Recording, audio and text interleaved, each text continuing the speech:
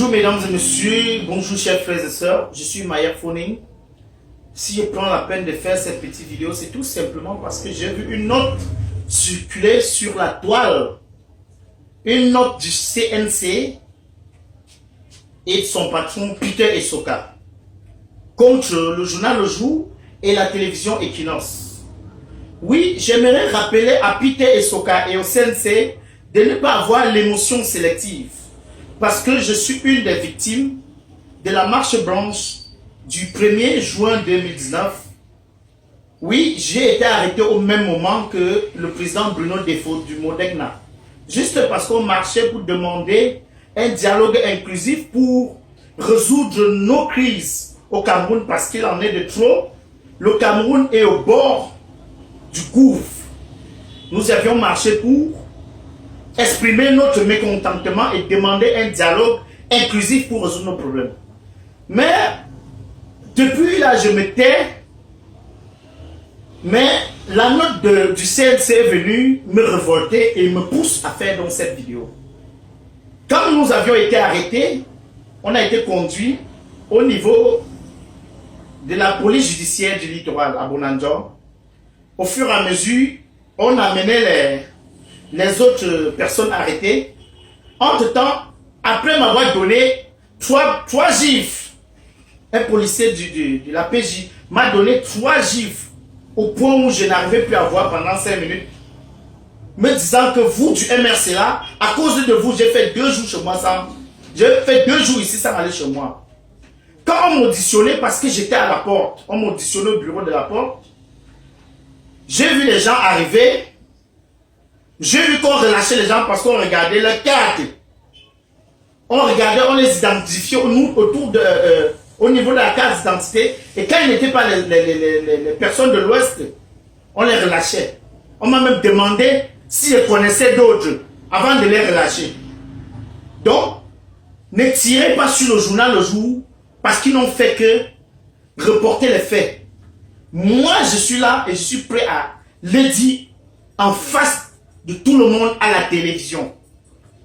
Nous avions été arrêtés et on a libéré certaines personnes parce qu'ils n'étaient pas de l'Ouest. Et je me rappelle qu'une des dames parmi nous, la seule femme d'ailleurs, qui était engagée, celle-là qui montrait qu'elle était militante du MRC et qu'elle avait choisi, on appelait tous les policiers du PJ, de la PJ, les policiers bassards pour la plupart, pour venir essayer de l'intimider. Ils sont arrivés, chacun demandait, Madame Gobateki, vous faites quoi dans l'affaire des Bamileke? Vous faites quoi avec les Bamileke? Et bien après, les gens qui arrivaient, ceux qui n'étaient pas de l'Ouest, ils arrivaient, nous disaient, bande de Baham, les voilà qui sont assises. Les Baham comme ça. Moi, j'ai essayé de me défendre parce que là-bas, ça m'énervait. Et j'essayais de parler. On m'a menacé de me faire dormir à la douche. On m'a menacé de me mettre devant quelqu'un qui était pourri là-bas dedans, ce que je ne connaissais pas. Je suis arrivé à l'intérieur et je me suis rendu compte vraiment qu'il y avait un Camerounais qui agonisait dans la salle, qu'on appelait la cellule qu'on appelait Kosovo. Nous, on était couchés à côté de ce garçon qui n'avait pas de soins.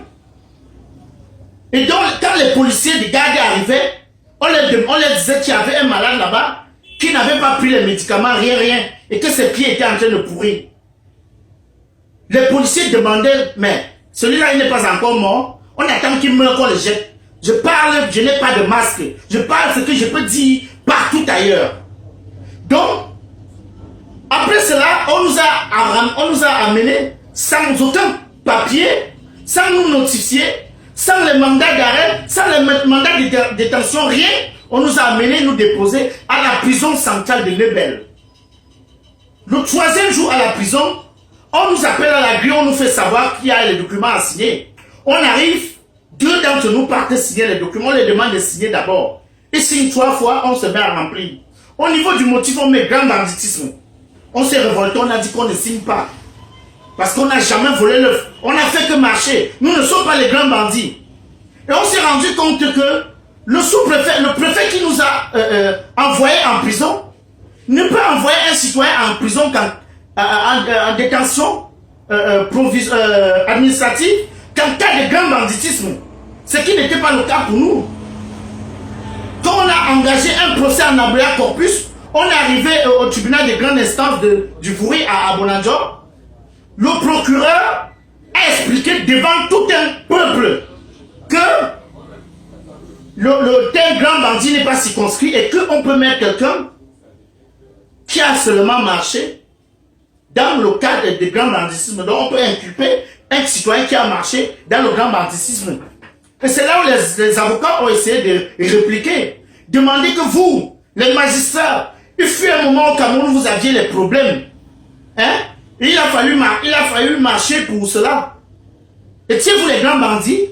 Dola Mangambel était-il un grand bandit? Nelson Mandela qui a marché pour contre l'apartheid, était-il un grand bandit? Il a cité plusieurs exemples. On est sorti de là, on était dépassés. Qu'on nous traite de grands bandits parce qu'on a marché. Donc je demande à Peter Essoka, je ne veux pas tout expliquer, tout ce que nous avions subi. Je vais dire à Peter Essoka de faire attention. Parce qu'à ce moment, vous pouvez franchir le Rubicon, comme on le dit souvent. Je me souviens, vous aviez sanctionné les journalistes de Vision 4. Ils ont passé le temps à se moquer de vous dans la chaîne Vision Kaka. Vous aviez sanctionné la chaîne vous a plutôt porté plainte. Aujourd'hui, vous vous retournez vers le journal Le Jour et la télévision Equinox. Sachez que vous allez radicaliser les Camerounais et que nous n'allons pas vous tolérer. Nous n'allons pas vous tolérer. Allez sanctionner Vision 4 qui prône la haine tribale. Allez sanctionner les chaînes qui prennent la haine tribale jour et nuit au vu au su de tout le monde. Vous le savez bien. Vous partez vers le journal Le Jour et Equinox Télévision. Venez donc. Allez-y. On va vous sanctionner vous également.